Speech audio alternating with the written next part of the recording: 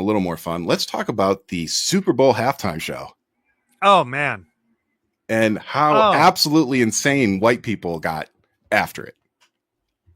And when you say after, do you mean the day after Or when during. they realized? No, it wasn't during. It wasn't during.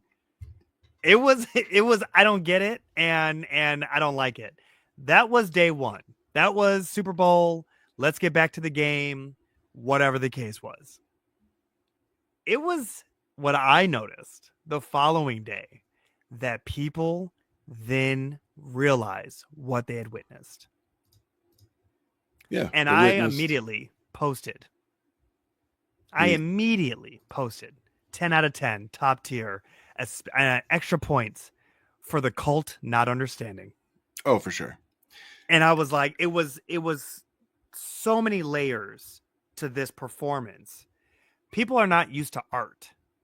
The fact that it was visual, the fact that it was the sonically, the music, and then the fact that it was poetry, the fact that it made you think, it challenged you. This is what art is for. That's where they lost them. that was it. It is a reality. I gotta think. I gotta think. You know what I mean? Like, and to take you out of your comfort zone. Yeah. Do you know that there was a section of the performance that they actually spelt out Compton in braille, the way that they positioned everybody with the blue and the red, using the white to create the space necessary for the braille, if you were to feel it. The layers that exist within this young man's art, it's going to outlive everybody. That wasn't the only thing they spelled out. You know what the other thing they spelled out was? What else did they spell out? PED. Damn. I didn't see it until Jen did it. Damn. And then they panned out. And I was like, I literally took the phone and I drew it out. And I was like, oh my God. Damn. I was like, dang. Damn. So as he said, the revolution. Many layers? There was so many. The revolution was about to be televised. And he said, you got the right time, but the wrong guy. Yeah, it really upset the Tiki Whites a lot. Oh, it was. I knew as soon as it was over, I was like, oh, they're going to hate that.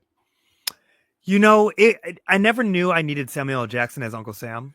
Bro. And it was the best casting. When you know Samuel L. Jackson's, like, his resume, that's just his life, his resume. Most movies ever. Oh, before film. Oh, yeah. He literally hijacked a classroom at Morehouse and held Martin Luther King Sr.'s father, Martin Luther King Jr.'s father, hostage until his demands were met with the other student body of removing all of these elitist whites now at the time in the 50s, 60s. He's always been a militant. He was on the FBI watch list, being with Black Panthers. Like, for him to be Uncle Sam, and people really touch on the one specific section of it where he talked about, oh, you with your boys, okay, y'all doing your thing, take one life.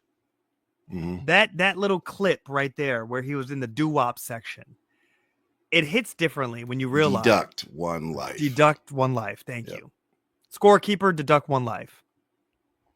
When you look at that, the impact of that, Samuel L. Jackson was an usher at Martin Luther King Jr.'s funeral. Yep. This man has seen the good, bad, and ugly of this country.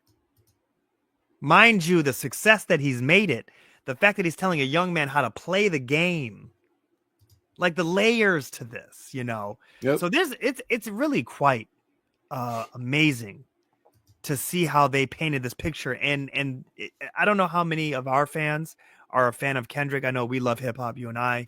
I could go through his entire catalog, the 22 as you proved today, Grammys. The songs from his Section 8 album, the songs from Good Kid, Mad City, there's some club hits in there. There's some songs that would play really well for the Super Bowl crowd. He didn't go with that. He went with storytelling it to a whole nother level. I don't think a lot of people understand how deep his catalog really is. Oh, and like you said, there were probably 4 songs personally that I thought he was or could have played that he didn't. Yeah, I'm glad you brought that up, because his selection was definitely purposeful. It was curated to tell for sure. a bigger story. And he said it, this is bigger than the music. The amount of people, this is the stuff that kills me. The amount of people that Google searched 40 Acres and a Mule. And I'm like, because they didn't know. They didn't know. And it takes this, but it made me feel also about like Joe Biden, him using the words oligarch. People went in Google search after he used the words. And this is where I mean, the art is so important. And it's funny because like even people in our group chat right now are talking about like Drake and everything. It's like, this is bigger than Drake. This is bigger than all that. He teased up to the Drake moment because he knew that's what people wanted. Yep. But he told an entire story to then take it to the end there within what it became. I like that. He was, Kendrick was the delivery.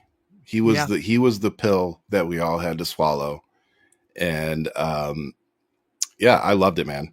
I love the fact that white people finally discovered what DEI is when they didn't like that there were no white people out there. Oh my God.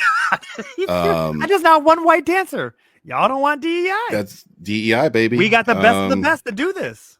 So it goes both ways, fellas. It goes both ways. The imagery of that flag. The flag, I saw it almost instantly. I looked over at Jen. I was like, it's the flag. She's like, yep. And that was when, like you said, I knew, oh, this is going to be a hell of a performance. Yeah. And I had a friend of mine online that said, oh, Prince was the best ever. And I was like, Prince was great. I was like, this was needed. Like Prince went up there and did a performance that made him a legend. Right. And Kendrick went up there and did a performance that needed to be done. And I don't think he knew how it was going to be received. And because of that, I think it was more daring. Like, yeah, Prince can sing in the rain and play guitar. Never going to take that away from him. Yeah. But Kendrick Lamar beat out Michael Jackson's Super Bowl show, which has never by been over 100,000 viewers. Yeah. It was like 100.8 and Kendrick got 100.9, something like that. No, it was 100 million. 130 million. 134 and 135 million. Oh, that's what it was. So yes. It was huge numbers. But he beat the king of pop. Let that sink in. Yeah. So Not Like Us is going to go down as one of the biggest songs probably ever. Yeah. And I don't know how you feel, but I don't think Drake ever recovers from this. Like, all we've talked about the symbols, the signs, the Ryan. But Drake doesn't recover from 77 million people voted for Trump. I'm not going to rule out what's going to happen to Drake. Drake's never going to recover from this, bro. Hey, man, Drake might be there at the Kennedy Center. Okay, there's going to be. Well, that's a definite possibility. I'm just saying, there's going to be a baby. Champagne Poppy's going to buy himself in. I have no doubt. You know what I mean? Like I said, misery finds company. So he might join the mega crew. He might be walking around in a mega hat. Oh, it's coming. You know what I'm saying? It's freaking coming, bro.